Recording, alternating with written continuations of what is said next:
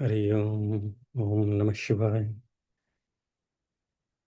आज अनायास ही महाभारत में शकुंतला की कथा याद आ रही है, जिसमें कि वो अपने पुत्र के साथ महाराजा दुष्यंत की राज्यसभा में पहुंचती हैं। उनके पिता समान ऋषि कर्ण उन्हें वहां भिजवाते हैं कि जाओ राजा से मिलो। कोई राजा नहीं, यह वचन दिया था कि वो शीघ्र उन्हें अपने राज्य में बुलवाएंगे, अपने साथ रखेंगे। पर करीब करीब 3 साल, 3 बरस बीत गए थे, कोई संदेशा नहीं आया। तो जाके उनको बोलती हैं कि ये आपका पुत्र है। अपने पुत्र के साथ जाती हैं वहाँ पे। तो उसमें पुत्र और पिता के विषय में जो संवाद हुआ है, और भी संवाद हैं, पर जो विशेषतः पुत्र और पिता के बीच में संवाद है, के बीच में अर्थात जो पुत्र के बारे में वो बताती हैं, अपने भाव प्रकट करती हैं, और इसके थ्रू, इसके माध्यम से जो कुछ ज्ञान मिलता है वह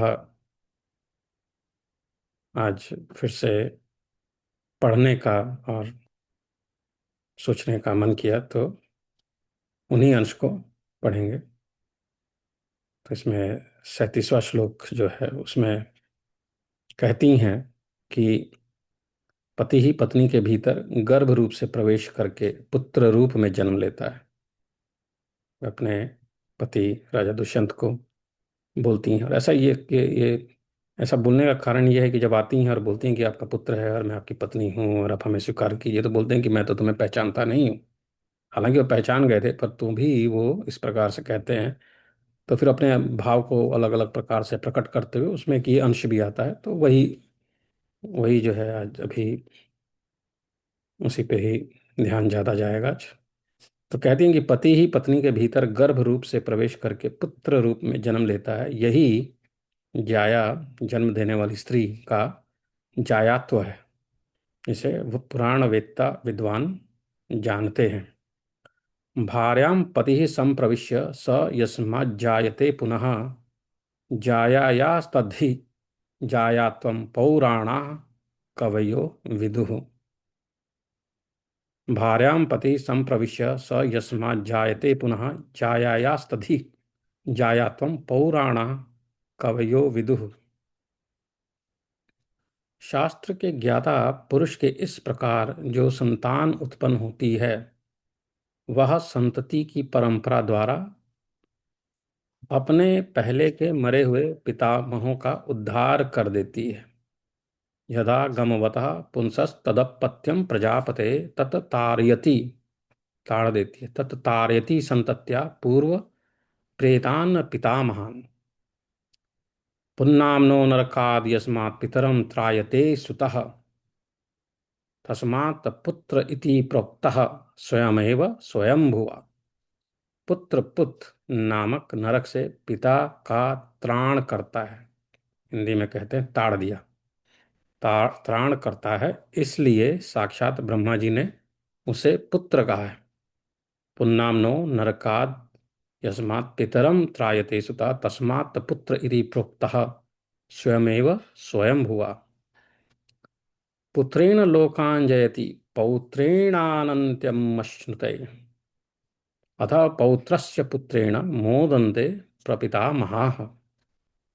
मनुष्य पुत्र से पुण्य लोकों पर विजय पाता है, पौत्र से अक्षय सुख का भागी होता है, तथा पौत्र के पुत्र से प्रपितामहगण आनंद के भागी होते हैं। वही वह भार्या है जो घर के काम काज में कुशल हो, वही भार्या है जो संतानवती हो, वही भार्या है जो अपने पति के को प्राणों के समान प्रिय मानती है, और वही भार्या है जो पतिव्रता हो। इस प्रकार फिर वो भार्या अर्थात पत्नी के विषय में बातें बताती हैं, और फिर आगे जाके बताती हैं 48वें श्लोक में कि पत्नी के गर्भ से अपने द्वारा उत्पन्न किए हुए आत्मा को ही विद्वान पुरुष पुत्र कहते हैं। पत्नी के गर्भ से अपने द्वारा उत्पन्न किए हुए आत्मा को ही विद्वान पुरुष पुत्र कहते हैं। इसलिए मनुष्य को चाहिए कि वह अपनी उस धर्म पत्नी को, जो पुत्र की माता बन चुकी है, माता के ही समान देखे। आत्मा आत्मनैव जानीतः पुत्र इत्युच्यते बुधैः, तस्माद् भार्यां नरः पश्यन् मात्रवत् पुत्रमातरम। फिर कहती हैं कि अंतरात्मैव सर्वस्य पुत्र नाम्नोच्यते सदा, गति रूपं च चेष्टा च आवर्ता लक्षणानि च। पितॄणां यानि दृश्यन्ते पुत्राणां सन्ति तानि च, तेषां शीलाचार गुणाः तत्संपर्काक्षु भाशुभाः। सबका अंतरात्मा ही सदा पुत्र नाम से प्रतिपादित होता है। पिता की जैसी चाल होती है, जैसे रूप, चेष्टा, भंवर और लक्षण आदि होते हैं, पुत्र में भी वैसी ही चाल और वैसे ही रूप, लक्षण आदि देखे जाते हैं। पिता के संपर्क से ही पुत्रों में शुभ अशुभ शील, गुण और आचार आदि आते हैं। जैसे दर्पण में अपना मुंह देखा जाता है, उसी प्रकार पत्नी के गर्भ से उत्पन्न हुए अपने आत्मा को ही पुरुष रूप में देखकर पिता को वैसा ही आनंद होता है, जैसा पुण्यात्मा पुरुष को स्वर्ग लोक की प्राप्ति हो जाने पर होता है। भार्यायाम जनिदम पुत्रम आदर्शेष्व चाननम ह्लादते जनिता प्रेक्ष्य स्वर्गम प्राप्येव पुण्यकृत। भार्यायाम जनितम पुत्रम मर्दस्वेव चाननम ह्लादते जनिता प्रेक्ष्य स्वर्गम प्राप्येव पुण्यकृत।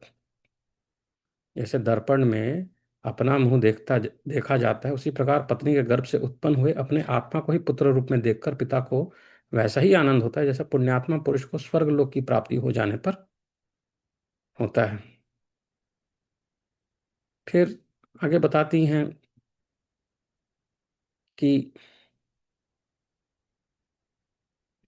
विभिन्न प्रकार की बातें कहती हैं कि पत्नी अपना आधा अंग है, यह श्रुति का वचन है। वह धन, प्रजा, शरीर, लोक यात्रा, धर्म, स्वर्ग, ऋषि तथा पितर, इन सब की रक्षा करती है। रति, प्रीति तथा धर्म पत्नी के ही अधीन है।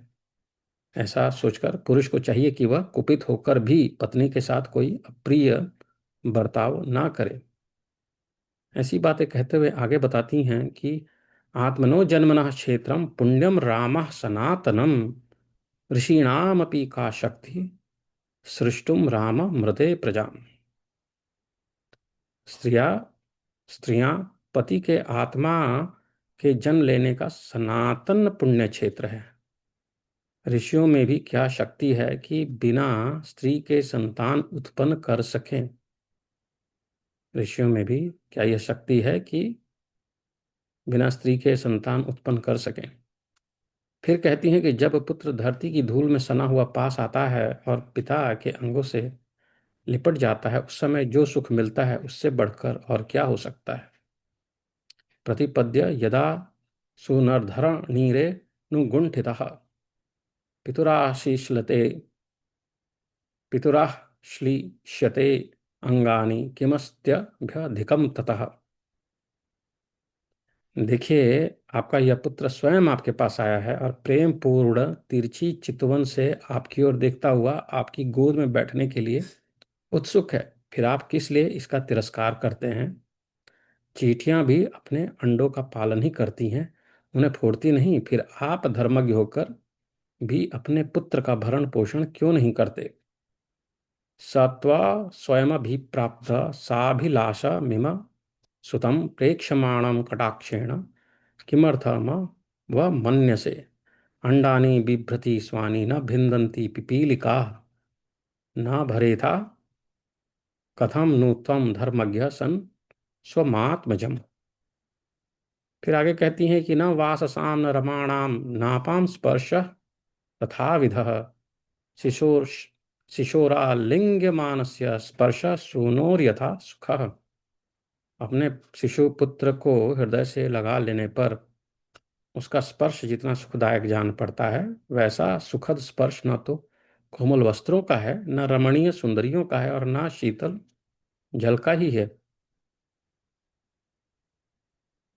फिर कहते हैं, शकुंतला बताती हैं राजा को कि मनुष्यों में ब्राह्मण श्रेष्ठ है, चतुष्पदों चौपायों जानवरों में गौ श्रेष्ठतम है, गौरवशाली व्यक्तियों में गुरु श्रेष्ठ है, और स्पर्श करने योग्य वस्तु में पुत्र ही सबसे श्रेष्ठ है।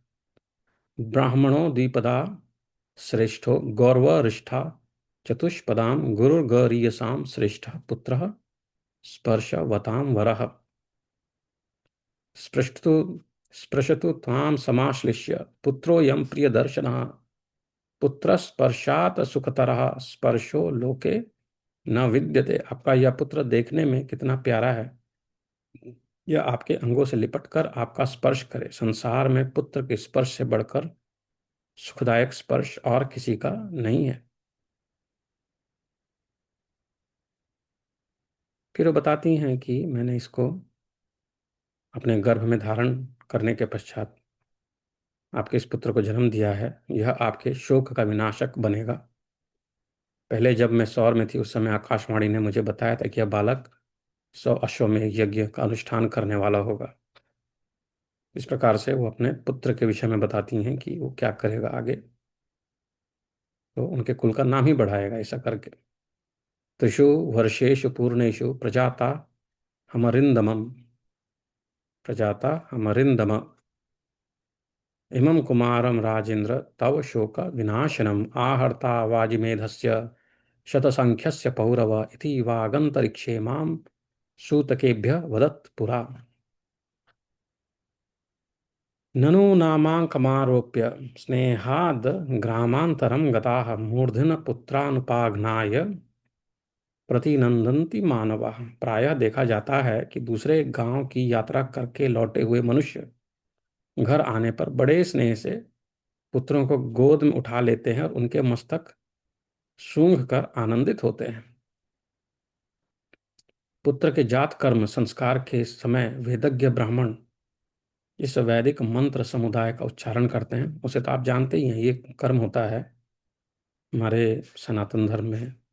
संस्कार होते हैं जन्म के पश्चात, एक संस्कार होता है जिसमें पिता अपने पुत्र को कान में बोलता है कुछ इस तरीके की बातें कि हे बालक, तुम मेरे अंग अंग से प्रकट हुए हो, हृदय से उत्पन्न हुए हो, तुम पुत्र नाम से प्रसिद्ध हो, मेरी आत्मा ही हो, अतः वत्स तुम 100 वर्षों तक जीवित रहो। ऐसा जो है पिता अपने पुत्र को जन्म के पश्चात उसके कान में ये बात बोलता है। फिर कहता है कि मेरा जीवन तथा अक्षय संतान परंपरा भी तुम्हारे ही अधीन है, अतः पुत्र तुम अत्यंत सुखी होकर 100 वर्षों तक जीवन धारण करो। ऐसी बात जो है पिता कहता है कि तुम मेरी अक्षय कभी क्षय न होने वाली संतान परंपरा और मेरा जीवन तुम्हारे ही अधीन है, तुम्हारे हाथों में है, अतः पुत्र तुम अत्यंत सुखी होकर 100 वर्षों तक जीवन धारण करो। यह बालक, ऐसा शकुंतला कहती हैं कि यह बालक आपके अंगों से उत्पन्न हुआ है, मानो एक पुरुष से दूसरा पुरुष प्रकट हुआ है। निर्मल सरोवर में दिखाई देने वाले प्रतिबिंब की भांति अपने द्वितीय आत्मा रूप इस पुत्र को देखिए। त्वद अंगेभ्यः प्रसूतोऽयं पुरुषात् पुरुषो परः, सरसी वा मले आत्मानं द्वितीयं पश्य वै सुतम। जैसे गार्हपत्य अग्नि से आह्वनीय अग्नि का प्रणयन प्राकट्य होता है, उसी प्रकार यह बालक आपके आपसे ही उत्पन्न हुआ है, मानो आप एक होकर भी दो रूपों में प्रकट हो गए हैं। यथा ह्यावनीय अग्निर्गोढ़ा पत्यात् प्रणीयते तथा त्वक्तः प्रसूतोऽयं त्वमेका सन द्विधा कृतः। तो बहुत भावुक बातें हैं कि पिता ही पुत्र के रूप में भी जो है अपने ही जीवन को दो बार जीता है, ऐसी बातें यहाँ पे बता रही हैं।